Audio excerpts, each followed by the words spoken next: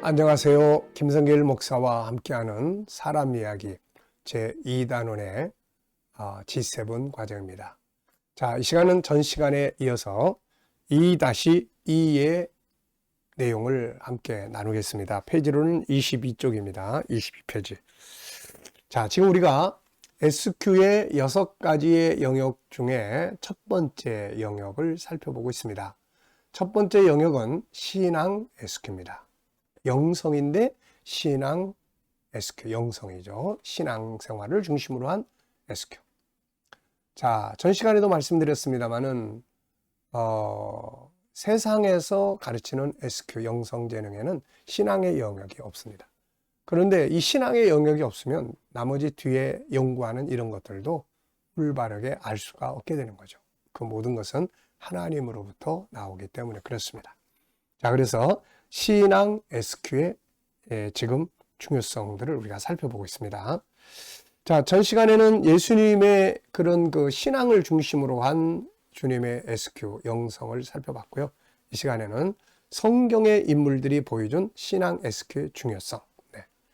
자, 우선 야곱 이야기가 나옵니다. 야곱의 일생 속에는 하나님이 중심이 되고 있죠. 그는 하나님을 자기 하나님으로 삼고 하나님의 구원 계획이라는 사명을 자기와 자기 자손들을 통해 이루기 위해 형 에서의 장자의 권리를 샀고 이로 인해 20년 동안의 망명 생활을 하게 됩니다. 그리고 망명 생활 중에서도 그는 자기가 선택한 하나님의 이름을 위해 성실과 진심으로 일을 하게 된 거죠. 그 결과 그는 삼촌 라반이 인정해서 함께 일하고 싶은 사람이 되었고 그 결과로 자기의 기업을 이루게 된 사람입니다. 자, 이 사람을 보면은 일단은 하나님과의 관계, 이 신앙 SQ가 굉장히 성장을 했어요. 이 사람은 이걸 중심으로 훈련을 합니다. 그런데 이게 IQ 쪽, 손과 발을 움직이게 하는데 놀라운 능력을 발휘하게 합니다. 나중엔 창의력을 발휘하게 되죠. 그래서 그가 성공한 사람이에요. 그러니까 이 사람의 성공은 신앙 SQ로부터 출발을 한 거죠. 그가 인생의 방향을 정하기 전에 먼저 생각한 것은 무엇이 가장 가치 있는 삶인가 였습니다. 그 형에서는 눈앞에 보이는 동물을 잡아 즐기는 사냥꾼, 물질을 중요시 여겼던 사람이지만 야곱은 하나님과의 관계, 영적인 것을 중요하게 여긴 사람이죠. 결국 야곱은 진정한 인생의 승리자가 되었습니다. 그러니까 야곱의 인생의 승리, 하는 일의 삶의 성공은 바로 영적 SQ, 그러니까 신앙 SQ로부터 출발이 된 것이다 하는 거죠.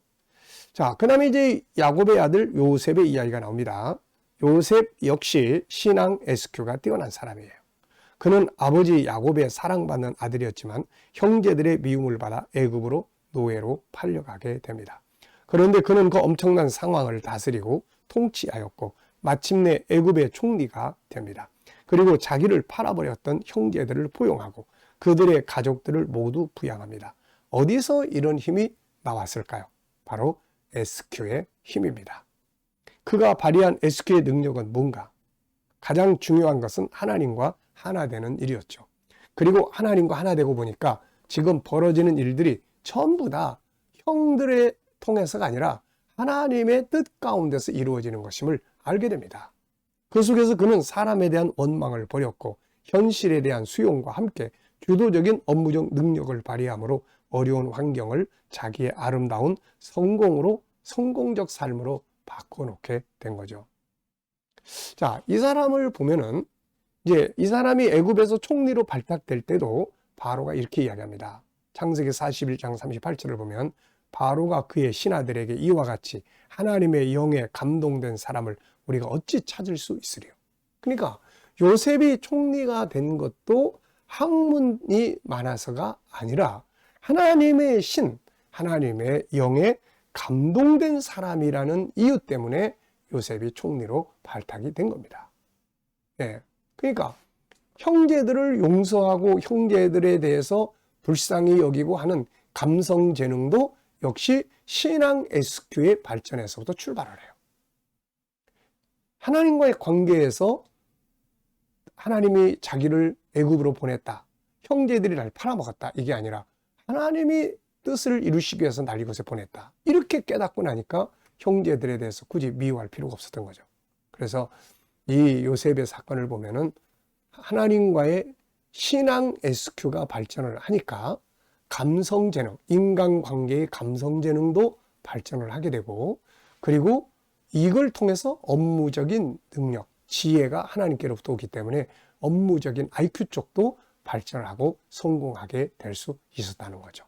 그러니까 신앙생활이 그냥 산속에서 뭐 도만 닦고 있는 게 아니라 삶의 현장에 IQ까지 능력 있게 만들어 줬다는 것을 볼 수가 있습니다.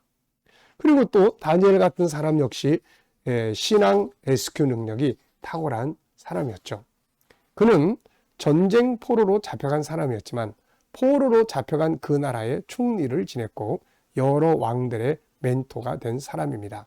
그가 어떻게 그런 승리의 삶을 살 수 있었을까요? 탁월한 SQ, 특히 하나님과의 관계를 깊이 갖는 이 신앙 SQ의 재능이 빛을 발합니다. 그가 발휘한 SQ는 하나님과의 관계죠. 그는 스스로 자신이 하나님의 백성이라는 자기 정체성을 인식하고, 그러니까 우리가 이 영성 재능에서 공부하는 두 번째 영역, 이것이 하나님과의 관계 속에서 나오는 거죠. 올바른 정체성. 네. 그리고 올바른 가치, 추구. 이것도 거기서 나오는 거예요, 이게. 그러니까 위기 극복의 능력, 이것도 거기서 나오는 거예요, 이게. 그러니까 결국은 신앙의 SQ가 성장을 해야 된다 하는 거죠. 자기의 인생의 최고의 가치를 하나님 백성으로 살아가는 데 두었고, 이것 때문에 절제하는 삶을 살았고, 하루 3번씩 정기적인 기도 시간을 가졌고, 성경을 연구했으며, 맡겨진 업무에 대해서 일절 정직하고 성실하게 행함으로 주변의 신뢰를 얻습니다. 물론 자기의 가치를 지키기 위해 감옥에도 들어갔지만 결국에 그는 승리자가 됩니다. 그의 이 같은 신앙적 SQ의 탁월성은 당시 일반적인 IQ만을 공부하던 다른 사람에 비해 그 지혜가 10배나 뛰어났었다고 기록하고 있는 거죠.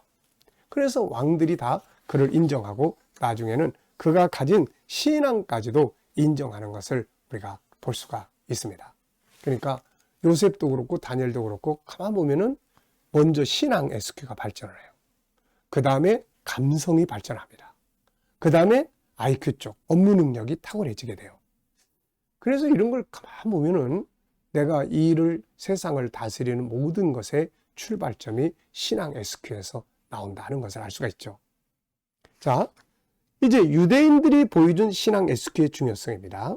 오늘날 소수의 민족이 세상의 리더가 되고 있는 나라가 유대인들이죠. 그들이 이렇게 탁월한 삶을 사는 배경은 바로 신앙 SQ가 중심이 되고 있기 때문이에요. 물론 그들은 신약의 예수님을 영접하지는 않지만 구약적인 신앙과는 굉장히 투철합니다. 이 사람들이. 만 3살만 되면 아이들에게 율법의 책에 표지에 꿀을 발라서 먹어보게 함으로써 율법이 그만큼 달고 맛있는 것임을 인식하게 하고, 엄마들은 아이들의 잠자리에 항상 율법을 읽어주고, 성경이죠. 초등학교부터 고등학교까지 그들은 구약 성경 전체를 공부를 하고, 그들은 예시바라고 하는 성경 학원을 만들어가지고 아이들이 고등학교를 마친 후에 혹은 대학교 중에 혹은 사회에 나와서도 수시로 그곳에 들어가서 성경을 연구하고 탈무드를 연구합니다. 그들의 사회적 규범과 삶의 모든 가치와 질서는 성경과 그것을 바탕으로 만들어진 탈무드에서 나오죠.